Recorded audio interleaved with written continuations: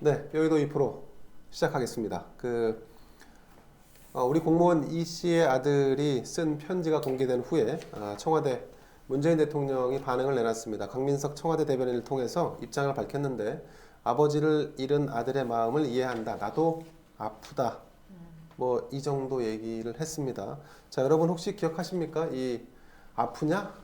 나도 아프다. 이게 저 과거에 인기리에 방영됐던 드라마 다모라고 하는 드라마가 있었는데 거기에서 그 이서진과 이 하지원이 둘이 이제 연인 관계로 나와서 이제 주고받았던 얘기인데 자, 여러분 그 대통령의 발언치고 상당히 좀 가볍다 혹은 무책임하다 이렇게 저는 들립니다. 또 문재인 대통령이 또 이렇게 얘기했습니다. 그 해경이 상황을 조사 중에 있다. 조사 및 수색 결과를 기다려보자 이렇게 말했는데 여러분 아시죠? 해경. 이 지금 피살된 공무원이 자진 월북을 했다라고 잠정 결론을 내린 게 해경이에요. 근데 이 지금 이 씨의 아들이 보낸 이 편지의 주요 내용은 아버지는 월북한 사람이 아니다. 월북했다는 증거가 무엇이 있느냐? 아니면 이 피살될 때까지 당신들은 무엇을 했느냐? 이렇게 지금 항변을 하고 있는데 제가 이 학생이었다고 하더라도 대통령의 이 발언은 참 어처구니가 없을 것 같습니다. 자, 월북이 아니고 근거도 없으니까 자, 잊지 않은 사실로 가족들을 괴롭히지 말라. 이렇게 지금 요구하고 있는데 대통령이 해경의 수색 조사 결과를 지켜보자고 답했습니다. 이게 뭐 동문서답도 아니고 완전히 뭐 미성년자 고2가 보낸 편지라고 해서 그 상당히 좀 무시한 건지 아니면 이 경중을 제대로 대통령이 이해를 못하는 건지 어안이 좀 벙벙합니다. 자, 장프로님, 이 문 대통령이 말하는 말로는 위로를 하지만 행동으로는 유가족 그리고 미성년자인 아이의 호소를 사실상 무시한 거 아닌가요? 조롱한 거예요. 조롱한 거죠. 네, 조롱한 거예요. 그렇죠. 대통령은 원래부터 대통령이라는 자리는 무차별이에요. 차별이 있으면 안 돼. 그렇죠, 네. 맞습니다. 네. 근데 이 문재인이라는 사람은 일단 대통령으로서 완전히 편향돼 있는 사람이에요. 네. 그래서 제가 지난번에도 말씀드렸지만 죽음에 대한 태도가 이렇게 극과 극을 달리는 거예요. 예. 만약에 이게 만약에 그 세월호 유가족이나 이랬으면 다 청와대 불렀잖아요. 그렇죠. 당연히 맞습니다. 청와대 불렀을 거예요. 안 부르잖아. 더군다나 청와대의 반응이 뭐냐면 아직 편지가 도달하지 않았기 때문에 도달하면 그때 가서 답장을 하겠노라 이런 식입니다. 여기 이제 이만큼까지 차올랐다가 예. 다시 내려가는데 예. 이거는 저 학생한테는 대통령이 아니야. 저 학생에는. 우리가 옛날에 유람선 타고 가서 사망한 사람들한테도 이러지는 않았어요. 헝가리 그 유람선 그 예. 사고 말씀이시군요. 네. 그때는 외교부 장관을 급파하고 해가지고 그 사람들 그때는 동원할 수 있는 예. 모든 걸 동원해서 뭐 하라고 하라고 했는데 수습을 하라고 했는데요. 지금 공무원을 이 유가족들한테 이 유가족들이 얼마나 지금 굉장히 많이 당혹스럽고 힘들겠어요. 그렇죠, 근데 이 사람들 네. 정신적 뭐 하라고 그래가지고 무슨 공무원을 파견했다는 소리도 들어보지 못했고 북한에요? 아니 네. 이 집에 파견 저도 못 들은 것 같습니다. 아니 지금 아무런 조치를 안 하고 있어요. 이 유가족한테는 네. 종이 쪼가리 한 장 달라고 온 게 다라는 거 아닙니까? 그러면 이건 정부가 아니에요. 이 사람들한테는. 이 사람들 정부가 아니 네. 이 정부 내내 했던 짓이 있어요. 뭐죠? 모든 죽음 앞에서 했던 짓들이 있다고요. 이 정부에서. 그렇죠. 애도하고 하다못해 그 민식이법 만들 때도 이러진 않았어요. 애 네. 교통사고 당해서 죽었을 때도. 맞습니다. 이게 맞습니다. 교통사고도 못한 거예요, 이게? 말도 안 되는 거죠. 이따구 정부를 어떻게 정부라고 우리가 지금 여기고 있어야 되는 건지 진짜 퀘스천이에요. 네. 대한민국 언론이 미친 거야. 그러니까 언론이 제대로 지금 지금 재판을 원래 못하고 미친 있습니다. 거야 지금. 네. 언론이 완전히 맛이 간 거예요. 네. 자, 그나마도 이게 이 편지가 조선일보를 통해서 보도가 돼서 다시 한번 보름이 지난 뒤에 이 사안이 이제 다시 부상을 하고 있는 그런 상황입니다. 자, 최 박사님, 그런데 우리 정부가 남북 공동 협력으로 조사하자 뭐 이런 제안을 북한에 했지 않습니까? 네. CR도 안 먹히는 얘기죠? 이게 면피용으로 액션을 취하고 있는 거 아닌가 하는 생각이 들어요, 우리 정부가. 예, 그런 거 저도 그렇게 생각합니다. 예. 북한이 그걸 공동으로 자기들이 총으로 쐈다고 네. 얘기까지 했는데 그걸 공동으로 조사하는 걸 받아들이겠습니까? 그건 불가능하죠. 어떻게 그걸 조사할 수 있겠습니까? 예, 그래서 이번에 그 사살했다는 것은 이제 경계선을 확실하게 한 거고 예, 자기들이 진입할 때는 자기한테 유리하게 해석하겠지만 남한의 영역이 이렇게 자기 쪽으로 좀 이렇게 들어오거나 남한 네네. 사람들이 이렇게 그 사람 유통할 수 있는 네. 그런 부분에 대해서는 확실하게 경계선을 긋는 이런 태도였기 때문에 네. 우리가 이제 공동으로 조사하자 그건 정말 우리도 모르고 한 것 같지는 않습니다. 아, 이제 예. 체면상 그리고 또 면피용으로. 네, 당연히 네. 이제 정부로서 해야 될 일을 한 거지. 네. 근데 중요한 것은 이제 죽음에 대한 말씀을 하셨는데 네. 저 조금 피가 막 끓는 정도거든요, 아, 예, 솔직히. 예, 예. 근데 그러니까 자신들이 삶의 신념, 네. 그 신념을 갖고 이렇게 등장하더라도 정권을 잡았을 때는 보수나 진보나 모두를 아우르는 그 국부여야 되지 않습니까? 아, 그렇죠. 네. 왜냐하면 근데 이 사람들은 그게 안 되는 정권이에요. 보수도 네. 세금을 내면서 나라를 지켜달라. 그 다음에 나의 안보를 지켜달라고 네. 우리가 위임을 하고 있어요. 매 달마다 세금을 내면서. 저 역시 그렇죠, 이제 맞습니다. 예, 저도 이제 그 북한에서 왔다고는 하지만 사실상 네.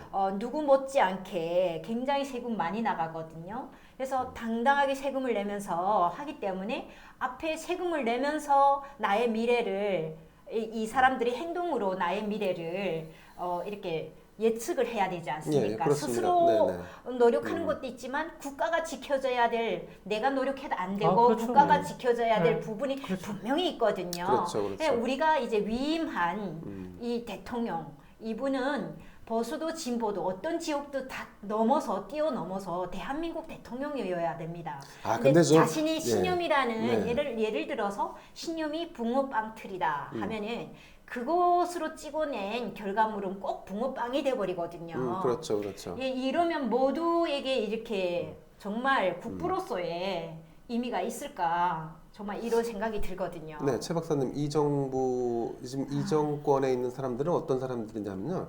정조 이후에 약 한 200년 동안 보수가 집권을 해왔기 때문에 그들은 적폐고 뜯어 고쳐야 되고 타도해야 할 대상으로 치부하기 때문에 이 온전히 문재인 정권이 무슨 보수 뭐 진보를 아우르거나 전 국민을 아우르는 그런 성격의 정권이 아닙니다. 그런데 우리가 너무 나이브하게 이 사람들에게 좀 뭐랄까 도덕적인 거를 얘기하는데 이 사람들은 그렇게 할 사람들이 아니죠. 그러니까 이게 모순입니다. 왜냐하면 굉장히 계급투쟁론을 네. 신념으로 갖고 있다는 그렇습니다. 얘기인데 네, 맞습니다. 그렇다면 이분들이 올라섰을 때는 이분들이 상부 구조고 네. 아래 하부 구조는 오히려 여기서 반항해서 뒤집어 엎어야 되거든요. 네, 네. 그럼 이런 논리도 어떻게 받아들일 거냐 하는 겁니다.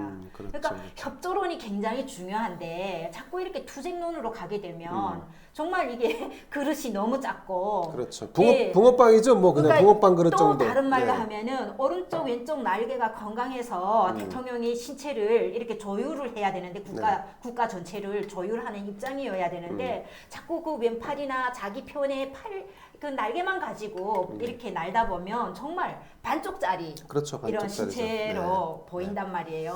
그래서 예. 이런 것들은 굉장히 심각한 예. 의식이 아닌가 근데 싶습니다. 그게 의도한 거라고 저는 봐요. 이게 그 대한민국 좌파가 본질적으로 이렇게 이념적으로나 이론적으로나 현실적으로나 좌파가 아니에요.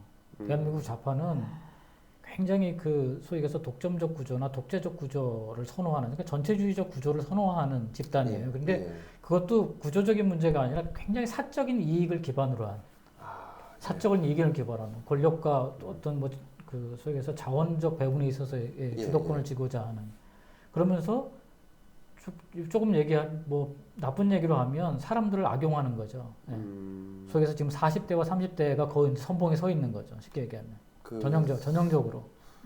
그러면서 그 사람들부터 끊임없는 투쟁의 앞잡이로 내세우는 거예요. 그렇습니다. 그래서 계속 우리 사회를 투쟁 속으로 몰아가는 거예요.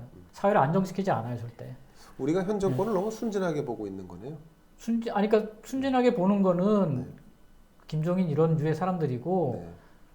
굉장히 많은 우파에 있는 지식인들이나 우파에 있는 사람들이 걱정을 하죠, 그런 방향에 대해서. 그러니까 이제 맨날 저 광화문에 나가고 계속 뭘 하려고 그러는데 이게 이제 정치 세력으로서의 힘이 약하니까 안 되는 거잖아요. 그래서 그렇죠, 이제 뭐 맞습니다. 지금 국민의힘한테 계속 요구를 하고 뭐 이렇게 하는 건데 국민의힘 자체는 그런 데 관심이 없어요. 국민의힘이 뭐 제대로 그게 제어를 더 못하죠. 문제예요. 네. 왜냐하면 이제 우리 최 박사님 같은 그런 식견들을 가지고 있지 않거든요. 그렇죠. 현실적인 문제들. 맞습니다. 다 뭐 지들 자리가 안정돼 있어서 그런지 모르겠지만 근데 본질은 상부에서 같이 노는 것처럼 보이니까 지들은 상부에 있으니까 그런 거예요. 상부 구조 속에 끼어 있으니까 같이 돌아가는 것 같죠. 별로 불편함이 없다 이렇게 느끼는 그 거죠. 덧다리로 네. 덧불 쬐고 있으니까. 네, 네. 근데 이제 밑에서의 그 이 욕구나 욕구 불만 이런 감정적인 부분들을 같이 공유하지 못하고 있는 거죠. 알고 있다 그래도 외면하는 거죠. 거기 휩쓸리고 싶지 않은 거지. 그 외면하는 게 무서워요. 그러니까 제일 지금 문제가 외면하고 있다는 거예요. 음. 국민의힘 자체가 예, 예. 가장 앞장서서 뛰어야 될 인간들이 외면하고 있다는 거예요. 왜? 그게 불편하니까, 불안하니까. 자기 자리가 뺏길까봐. 참 못됐네요. 자, 우리가 남북 관계 문제 얘기를 좀 했었는데, 자 이번에는 뭐 북한은 그렇다 치고요. 좋습니다. 뭐 거기야 뭐 악당이니까. 우리 문재인 청와대는 지금 책임을 다하지 못했다라고 하는 비판에 직면해 있습니다. 무엇보다도 이제 대통령이 이른바 골든 타임, 이 공무원 이씨가 피살되기까지 적게는 3시간, 많게는 9시간 정도가 있었는데 그 시간에 아무것도 하지 않았다. 이런 것에 대해서 청와대가 지금 입장 표명을 안 하고 있죠. 안 하고 있죠. 예, 보름이 안 하고 지났는데도 있습니다. 전혀 안 하고 있습니다. 있죠. 네, 그렇다면 헌법에 규정된 대통령의 책무랄까요? 이걸 다하지 않은 것인데 장 프로님, 이 박근혜 대통령 탄핵 소추안에 언급됐던 탄핵 사유와 여기에 좀 부합되는 거 아닌가요? 이게 제가 탄핵문을 네네. 굉장히 열심히 공부를 하셨죠? 열심히 우리 공부하는데 열심히 읽었어요. 여러분 우리 장 프로님이 SNS에다가 문재인 대통령 가상 탄핵 경고장이라는 거를 연재해서 올리신 분입니다. 여러분들 아니, 이게 혹시 시간 되시면 장경상 프로의 페이스북을 한번 찾아보시는 것도 도움이 될 것 같습니다. 아니 제가 펜앤마이크 쪽 대표 편집인을 알아서 네. 그 양반이 어떻게 제 패친이기도 하고 그래서 네네. 제 페이스북에 있는 걸 걸거다가 또 펜앤마이크에 올렸어요. 예. 네, 그거를 올려가지고 펜앤마이크 이제 방송이 아니라 이제 소위 해서 뉴스 뉴스로. 네. 뉴스 거기 이제 텍스트로 했는데 가면 이제 거기도 있거든요. 네네. 근데 가장 핵심적인 게 뭐냐면 당시에 대통령이 이제 성실 의무라는 거, 공무원의 성실 의무라는 그렇죠. 게 있어요. 네. 이게 이제 공무원법도 있는데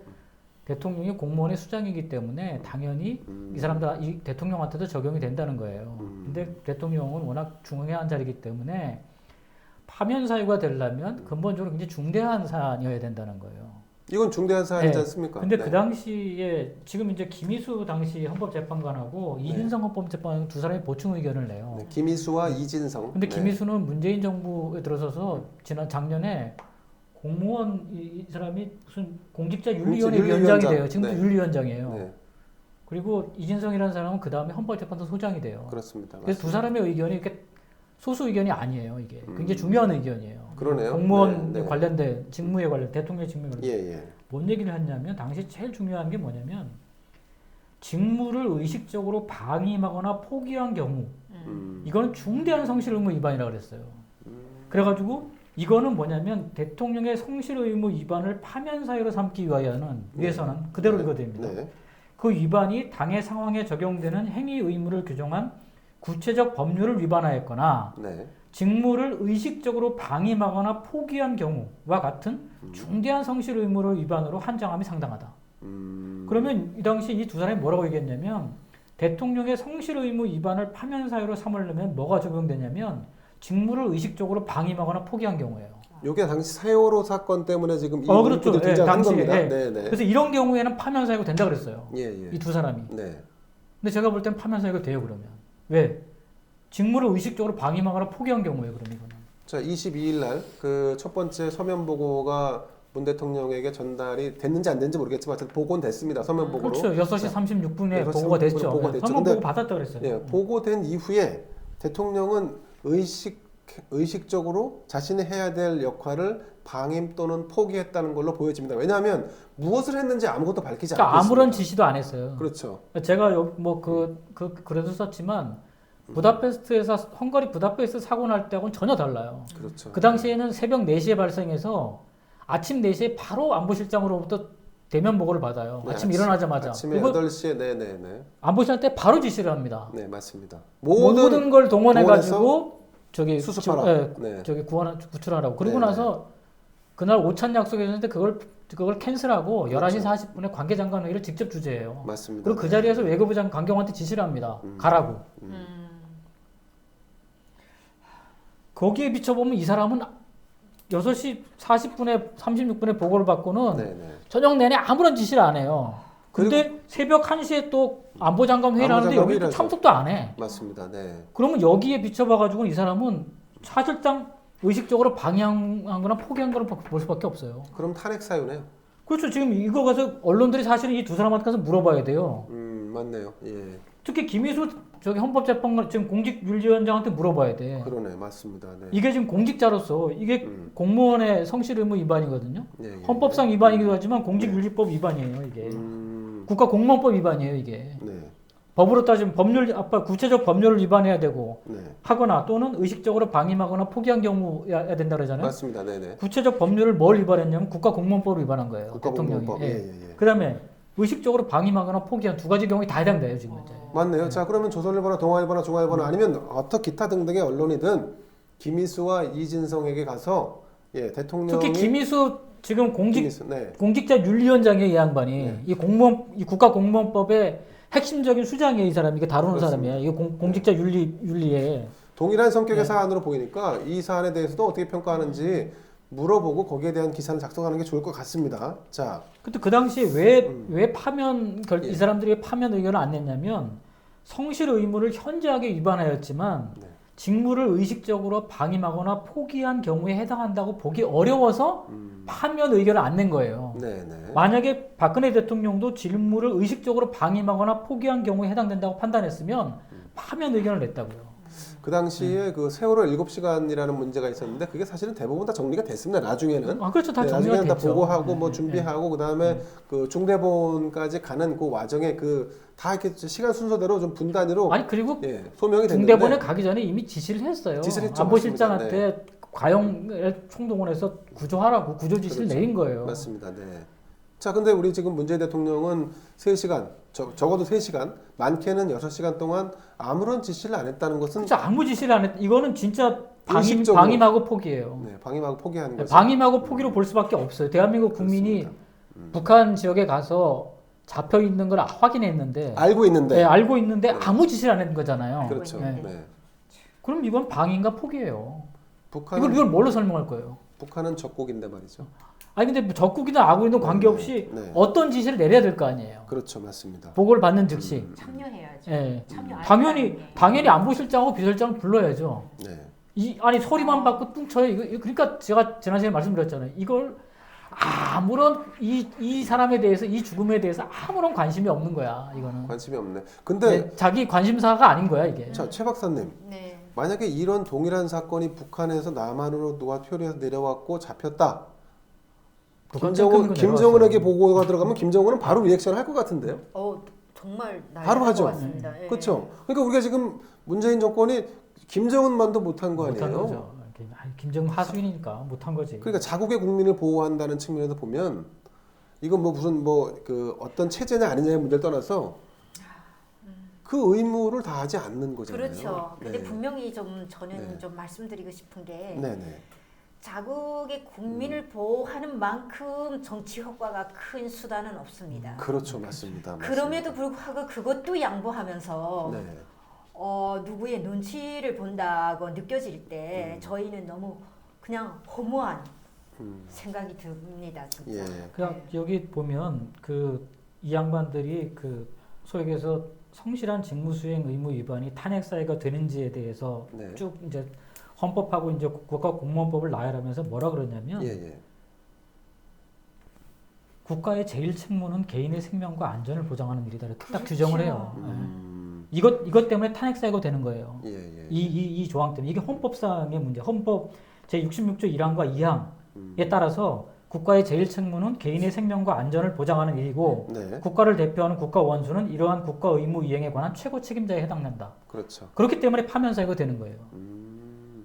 개인의 생명과 안전을 보장하지 못하면. 근데 이거는 그래서 이 양반들 주장대로라면 명백한 탄핵 사유예요. 그러네요. 예. 자. 그러니까 이거를 뭐 이거 그래서 질문 자체를 김희수하고 이진성한테 질문을 해야 되고 청와대에다 질문을 명확히 해야 돼요. 자 이게 지금 이제 문바들한테도 대깨문한테도 이 질문을 해야 돼요. 왜? 그러네요. 네. 당시에 대통령 탄핵하고 촛불할 때 이게 핵심이었어요. 세월호. 아니 지금 그때 그 뭐 촛불 들고 나왔던 분들 지금도 동일한 관점에서 들고 나와야 되는 거 아닌가요? 정권이 제 역할을 못했는데. 그 양반들 아까도 말씀드렸지만 얘들한테 이거 당해가지고 손해당해서? 그냥 몰입꾼처럼 몰려가지고 노예들인 거예요. 그러니까 정신적 노예들인 거지. 완전히 속고 있네. 예. 그 내용 중에서도 북한이 사살했는데 네. 그리고 가보니 사람이 없었다. 네. 그래서 부유물만 이렇게 불에 네, 태웠다. 소각했다는 이렇게 얘기를 거. 네. 하거든요. 네. 근데 그래서 구명조끼를 입었다면 뜰 거 당연히 아닙니까? 뜨지. 사람이. 가라앉지 그렇죠, 그렇죠. 사살해도 앞뒤가 뜰 안 건데 맞죠. 네, 그러니까 정말 앞뒤가 안 맞아요. 안 맞죠. 이런 것들을 해명을 안 하고 지금 이제 그 뭐 바다에서 지금 시신을 찾는 일을 한다고 하는데 네. 솔직히 말씀드리면 이게 이 자체도 굉장한 큰 세금이 들어가면서 이런 일의 효과에 대해서 정말 그 쇼할 만큼 그렇게 이런 그러니까 대국민 정말 사기극을 벌이고 있는데 예. 이게 왜 지금 문제냐면 이거 할 필요가 있냐고. 국민의힘 이 인간들이 이 문제의 심각성을 인지하지 못하고 있다는 거예요. 더 심하죠. 무지해서 네. 그런 건가요? 무지해서 그런 게 아니라 아까도 말씀드렸잖아요. 나태해서 그런가요? 이 인간들은 무능하죠. 상부에서 놀면서 거기서 안 떨어질 국리만 하는 거야. 그러니까 지금 개개인 이 정부가 워낙 가혹하게 접근하니까 지 다칠까봐. 그 있으나 마나한 정당이네요. 그러니까 이게 지금 사실 대한민국의 가장 불행한 일이에요. 예. 야당이 없다는 거. 야당이 없다는 거. 야당이 없는 현실이라는 게 가장 불행한 거야. 차라리 아예 없어지면은 네. 더 이제 이렇게 건전하게 또 새롭게 나올 텐데 네. 아니, 어정쩡한 위치에서 아니 이 일이 그냥 대충 네. 떼우고 갈 일이냐고요. 그건 아니죠. 네. 이 일이 대충 떼우고 갈 일이냐고. 이게 지금 추미애보다 훨씬 중요한 문제죠. 무슨 말씀이십니까? 네. 네.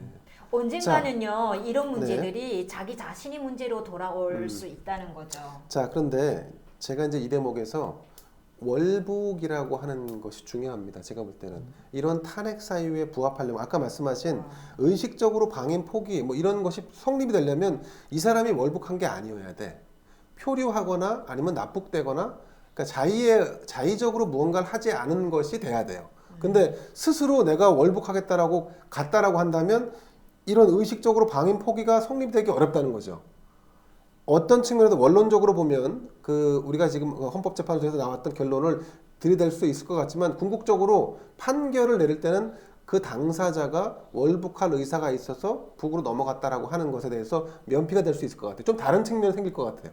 그런데 의구심이 드는 게 오히려 이 현 정권에서 사전에 이 사건을 어떻게 처리할지를 심도 깊게 논의를 하고 월북으로 처리해야지 깔끔하다라고 판단을 내린 건 아닌가 하는 의구심이 드는 거죠. 그러면 진짜 천하의 잡놈들이지. 그러니까 천인공노할 네, 일이죠. 천하의 네. 잡놈들이지. 네. 그러면 이거는 뭐 양아치도 이런 양아치가 없는 거죠. 그렇죠. 근데 만약에 총으로 사살했고 시신을 불태웠다는 것까지도 다 인지를 한 상태에서 대책회의를 할 거 아닙니까? 어떻게 하면 좋을지.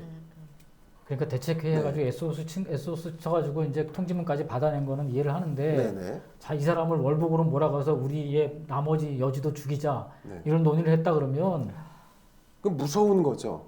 야, 그러면 이건 뭘로 이걸 뒤집어 엎나 그래? 근데 그렇지 않고서는 지금 해경이나 뭐 국방부나 뚜렷하게 증거나 근거를 내놓지 않고 그냥 단정적으로 거의 잠정 결론을 내버리지 않습니까? 그러니까 월북이라고. 아까 박사님 네. 말씀대로 이 수색 작업 자체가 웃긴 거예요. 이 네. 코미디가 우리 군에서 이미 확인해 줬잖아. 네. 군에서 월북이라고. 해경이 아니라 군에 아니 소각했다고. 소각했다고. 네, 예, 확인해 맞습니다. 줬잖아. 네, 맞습니다. 그걸 예.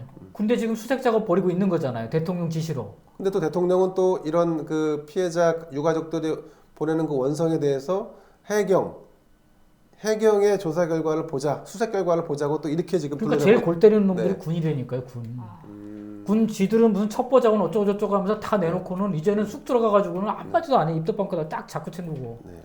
아, 자, 이거는 네. 국민의힘 이 인간들이 기가 막혀. 100명이든 30명이든 총동원해가지고 국방부 그다음에 해경 국정원 모든 것들을 다 불러내가지고 이 문제를 올 국정감사 기간 내내 네, 네. 해결될 때까지 끌고 가야 돼요. 자, 그나마 다행인 것은 말이죠. 이 피살된 공무원 이 씨의 유족이 국방부를 상대로 해서 이 친동생의 생전 마지막 목소리를 듣게 해달라고 정보 공개 청구를 오늘 국방부 민원실에 접수를 했습니다. 사실 이제 여러분들 이게 단순히 진짜로 뭐 마지막 목소리를 듣겠다는 건 아닙니다. 이제 여기서 요구한 청구한 자료는 북한군의 대화를 감청한 오디오 녹음 파일하고 피살 공무원의 시신을 훼손하는 장면, 이 촬영된 비디오 녹화 파일 요 두 가지인데, 자, 이 민원을 접수한 이 사실 속내는 뭐냐면 장기적으로 월북을 주장하는 정부와 법적 분쟁을 하겠다는 거예요.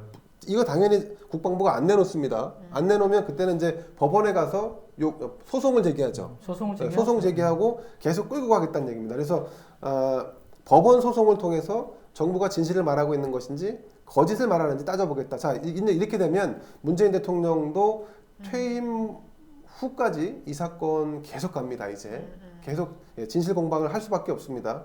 탄핵이 아니더라도 대통령으로서 공무원으로서 자기 책임을 다하지 않았다는 부분이 추후에 드러나면 처벌을 받게 아니 되죠. 그 유가족들도 네. 지금이라도 국가공무원법 위반으로 네. 대통령을 제소할 수 있어요. 그래서 국가공직자윤리위원회도 제소 할 수 있고 네, 네. 국가권익위원회도 할 수 있어. 국민권익위원회도 할 수 있어요. 제소를 예. 여러 군데가 있어요. 그래서 국가공무원법 위반 이거는 명백히 국가공무원법 위반이에요. 예, 그렇죠. 이거는 네, 국가공무원법 네. 위반입니다. 네, 기본적으로. 네, 네. 예. 대통령도 이 성실의무 위반이에요. 명백히 성실의무 위반. 대통령이 지금까지 설명을 안 하고 있기 때문에 성실의무 위반입니다. 이걸 비껴나갈 수는 없어요. 이것도 걸어서 그러니까 고소를 할 수 있다는 거죠. 이거를 네. 하셔야 돼요. 예. 네. 저는 어쨌든 이 피해자 유가족에 누군가 코치를 해주고 있다고 보는데 이 정보공개 청구는 매우 잘한 거고요. 정보공개 청구는 아마 거부당할 텐데 그러면 본안 소송으로 가서 그 소송에서 끝까지 이 관련 자료를 내놓으라고 해서 이 진실과 거짓을 가려야 될 것 같습니다.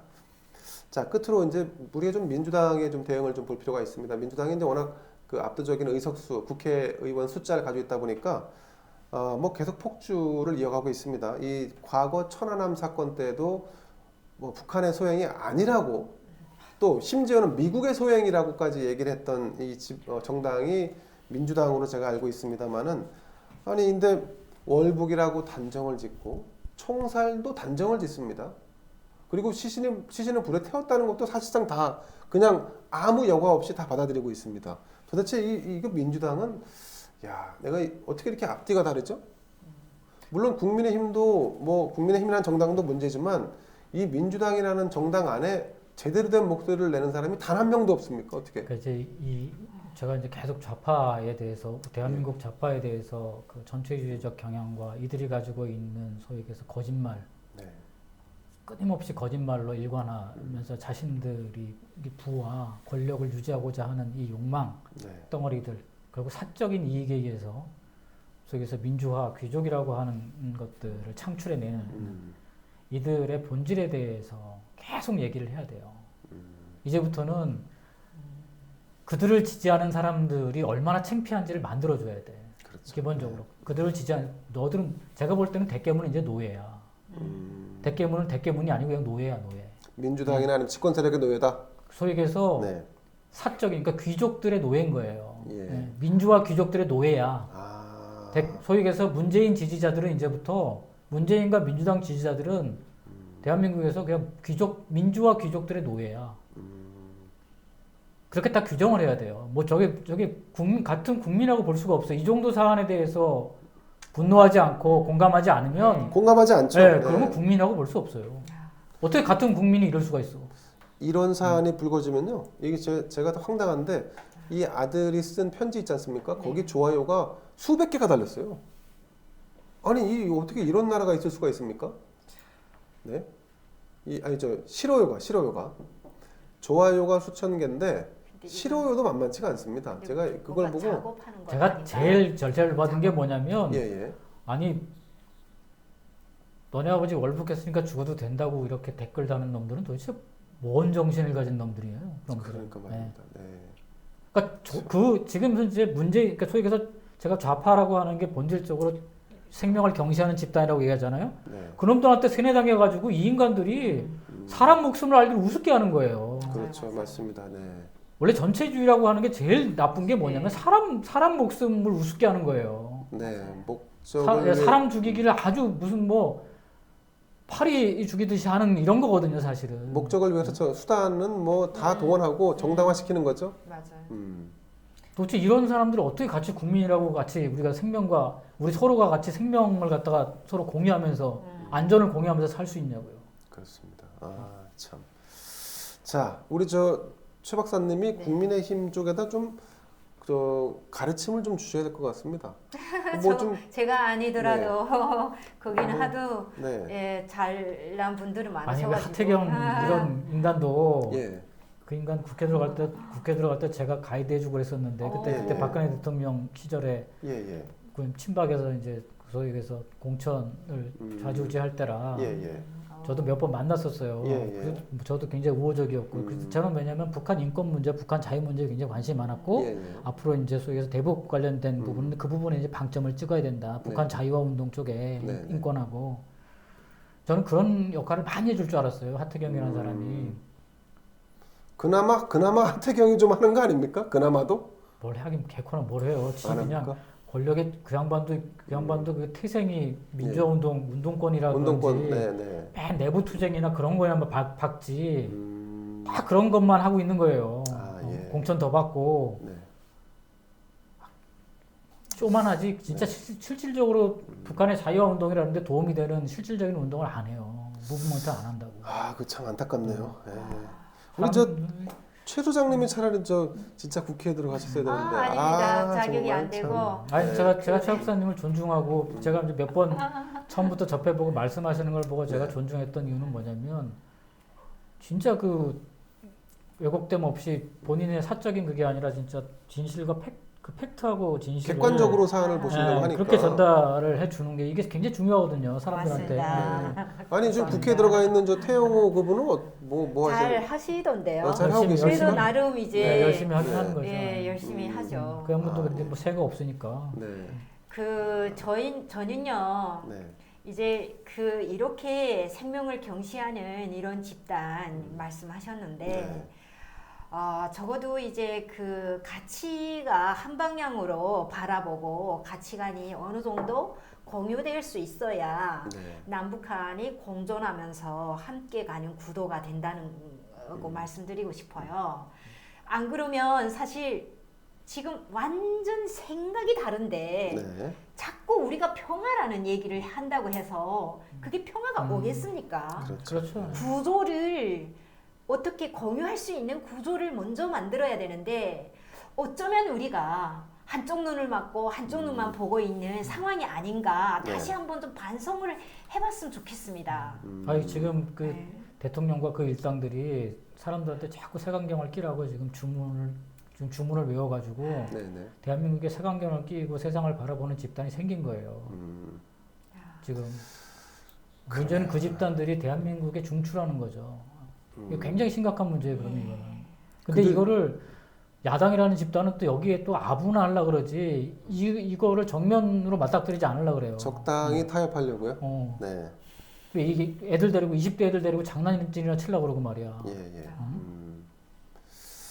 자, 여러분, 오늘 문재인 대통령이 헌법과 국가공무원법을 위반한 정황과 소지가 분명히 있다. 그래서 이 대한민국 공무원이 피살되고 이 시신이 훼손될 때 그때 문재인 대통령은 무엇을 하고 있었는지 이 분단위로 좀 밝혀주길 다시 한번 촉구를 하면서 동시에 이 국민의힘이 지금 북한의 이 태세 전환, 이 남한을 적대시하는 남측을 적대시하는 이런 태세 전환이 앞으로 가져올 더 큰 어떤 이 피해 혹은 공격 뭐 이런 것을 당할 수 있다는 점도 좀 주체하시고 조금 더 열심히 좀 일을 해주셨으면 아니 좋겠습니다. 외교통일부하고 국방위는 외교통일위하고 외통위하고 국방위는 이번 그 국정감사 내내 네. 지금 우리 최 박사님 말씀하신 그 두 가지 소위 얘기해서 이제 2016년도에 나왔던 얘기랑 대남 사업을 대적 사업을 바꾼다는 얘기랑 네. 이번에 이제 소위 김정은이 얘기했던 80일 전투 네, 관련해 전투. 가지고 네. 집중적으로 공부 좀 하고 저기 최 박사님 불러다 얘기 좀 듣고 그래가지고 네. 맞아. 국방부 장관하고 네. 통일부 장관하고 외교부 장관 이 세 놈을 조져야 돼. 조져서 맞습니다. 답을 들어야 돼. 아니 근데 그런 거 하라고 지금 뭐 국회의원 뽑아놨더니 한기호 저 장군 출신의 저 한기호 의원은 무슨 간사도 안 하겠다고 내팽개치고 그러고 있는 판입니다. 네. 아니 진짜 그런 일조차 안 하면 네.